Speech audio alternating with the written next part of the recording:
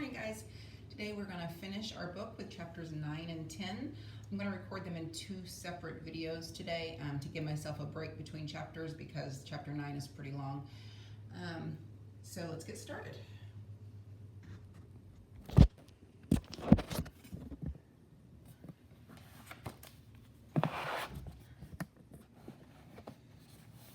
Chapter 9, just another rainy day. The next day it rained. My father asked me how I'd like to go to the movies. Just me, I asked. Well, no, all three of us, he said. Fudge is very young to go, I said. Don't you think so? Well, maybe, but I can't think of anything else to do with him, and that will take up a few hours.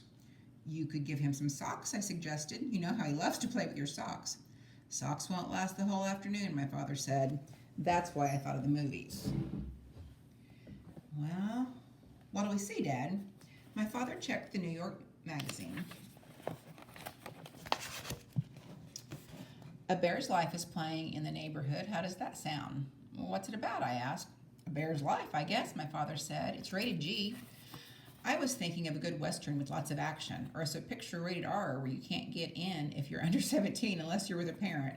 But my father had made up his mind. A Bear's Life it was. I suggested that my father get Fudge cleaned up, because by then he was looking kind of messy.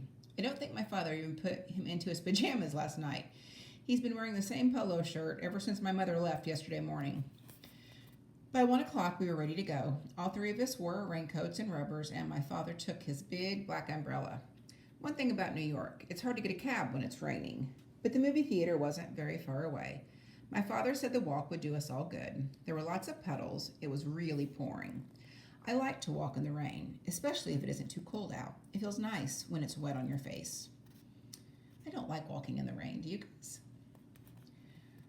I jumped over the puddles. My father avoided them too, but not Fudge. He jumped right into every one and splashed around like a little duck. By the time we got to the movie theater, the bottom of his pants were soaked. My father took him to the men's room. He stuffed a bunch of paper towel up each pant leg so Fudge wouldn't have to sit around wet. At first, Fudge complained, but when my father bought him a big box of popcorn, he forgot all about his stuffed pants. Right after we got settled in our seats, a big boy sat down in front of Fudge, so he had to change seats with my father. Now he was on the aisle. I was in the middle, and my father was on the other side. When the lights dimmed, Fudge said, "Ooh, dark." I told him, "Be quiet, you can't talk in the movies." "Okay, Peter," he said. That's when he started throwing his popcorn. At first I didn't notice, but I wondered why the people in front of us were turning around every second. Then I heard Fudge whisper, "Pow, pow, pow," and I saw him throw a handful of popcorn. I poked my father. "He's throwing his popcorn," I whispered. My father reached across me and tapped Fudge on the leg. "If you throw more piece, I'm going to take it away from you." "No throw," Fudge said very loud. "Shh," the people in front of us said. "Shh," Fudge said back to them. "You see," I told my father, "he's too young for the movies. He doesn't understand." But from the moment the first bear came on the screen, Fudge sat still and watched. And after a while, I forgot all about him and concentrated on the movie. It was much better than I thought it would be. It showed all these bear cubs and how they live. I'm not sure when I realized Fudge was gone. I guess it was when I turned to ask if he had any popcorn left. I had already finished mine and was still hungry. I was really surprised to see he wasn't there. I mean, 1 minute he was sitting right next to me, and the next minute he was gone. "Hey, Dad," I whispered to my father. "He's gone." "What?" my father said. "Fudge isn't in his seat." My father looked over. "Well, where did he go?" "I don't know. I just noticed he was gone." "Let me out, Peter. I'll find him." "Should I come too?" I asked. "No, you can sit here and watch the rest of the picture. He's probably wandering around by the candy counter." I stood up to let my father out. I wondered what my mother would think if she knew Fudge was lost at the movies. I was just thinking that Dad seemed awful calm. I bet Mom wouldn't be that calm. A few minutes later, the picture stopped right in the middle of a scene. The soundtrack trailed off like a broken record. All the lights came on. The audience let out a groan. Some kids called, "Boo, boo." Then my father and two ushers and a man in a suit came over to me. "He was sitting right here," my father told them, pointing to the empty seat in the aisle. "Well," the man in the suit said, "we've checked the restrooms and the office. He's not behind the candy counter. We'll have to search the theater." He cupped his hands around his mouth and shouted, "Ladies and gentlemen, may I have your attention, please? We'll continue our film in 1 minute, but first we have to find a 3-year-old boy answering to the name of Fudge. Some people laughed when the man said his name. I guess Fudge does sound funny if you're not used to it. I thought, maybe he's been kidnapped. Would my mother be mad? That crazy kid, you can't even take him to the movies. Then I thought, who'd want to kidnap him anyways? What should I do, Dad? I asked. Why don't you walk up and down the aisle and call him, Peter? Okay, I said. Here, Fudge, I called, starting down my aisle. I sounded like I was calling a dog. Come on out, Fudge. When I got down to the first row and called, here, Fudge, he popped out at me. It scared me so bad I yelled, oh! Hi, Peter, he said. Hey, I found him, I called. I found him, here he is. Then I turned to my brother. You dope, what are you doing way down here, and why are you sitting on the floor? I wanted to touch the bears, Fudge said, but bears are all gone. He spread out his arms and said, all gone, again. My father and the ushers and the man in the suit ran to us. Fudge, my father said, scooping him up, are you all right? He wanted to pet the bears, I said. Can you beat that? Well, I guess we can continue the picture now, the man in the suit said. He cupped his hands around his mouth again. Thank you, ladies and gentlemen. Our young man has been found safe and sound. Now, we return to the conclusion of A Bear's Life. My father carried Fudge back to our seats. He held him on his lap for the rest of the show. I guess he wasn't taking any more chances. Later, when we got home, my father explained to Fudge that movies are like TV. It's just a picture. There's nothing to touch. Fudge listened, but I don't know whether he believed my father. I had the feeling he still thought those bears were in the theater somewhere. I made up my mind that I would never take my little brother to the movies. Never. At least not until he was 9 or 10. My father said he was going to cook us something special for dinner to celebrate finding Fudge in the movies.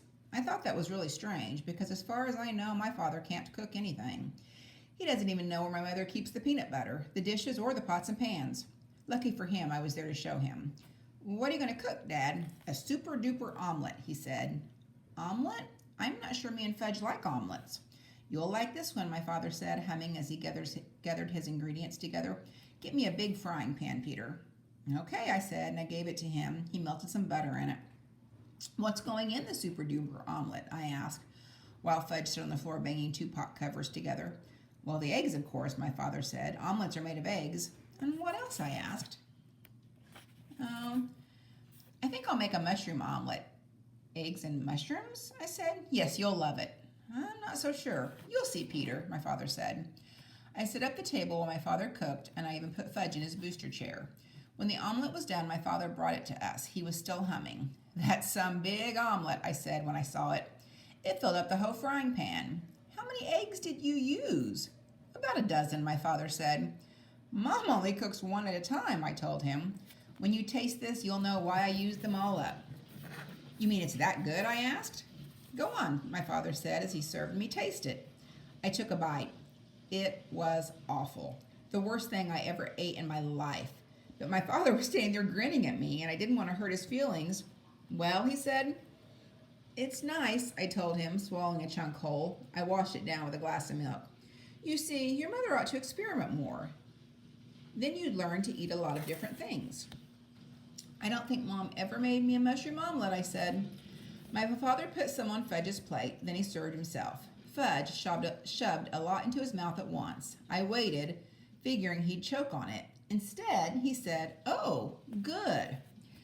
My father beamed. Fudge wasn't smart enough to fool my father, so he must have really liked it.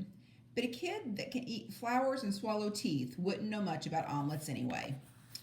Then my father sat down and tasted his super-duper concoction. He not only choked on it, he spit it out. Oh no, he said, this is awful. Something went wrong. Maybe the eggs are rotten. Well, Mom just bought them on Thursday, I said. Maybe it's the mushrooms then. My father said.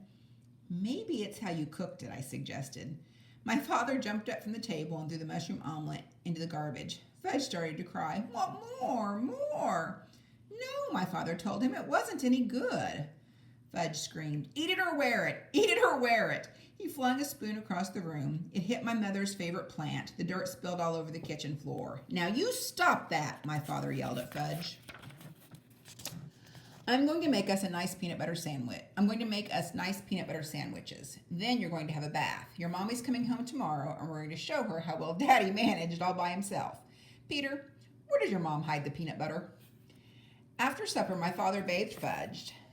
The only thing he decided not to do were the dishes. He stacked them in the sink and left them for my mother.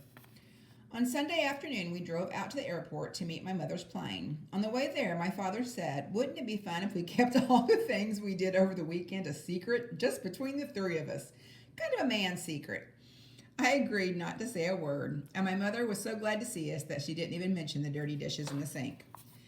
6 weeks later, we were watching TV one night when the new Tuttle Bite commercial came on. "That's me," Fudge said. My mother looked up from the book she was reading. "He does look like you, Fudge, but that's not really you." "Oh, yes," Fudge said. "That's me. See?" My mother squinted and looked harder. "You know, Warren," she told my father, "he really does look like Fudge." Then she laughed. "Imagine another little boy like Fudge." "It's Fudge, all right," I said.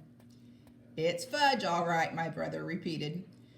"We didn't tell you, dear," my father said. "We thought you'd like to be surprised, but that is Fudge." "What?" my mother said, like she couldn't believe it. "You see, Mom," I began, "remember the weekend you went to visit Aunt Linda?" And then I stopped and thought about all the things my mother didn't know, like the puddles Fudge splashed in, and the paper towels up his pants, and how he wanted to touch the bears, the mushroom omelet, and Mr. Vincent and his big cigar, and Janet and her goldfish crackers. And I looked at my father and I started to laugh. So did he.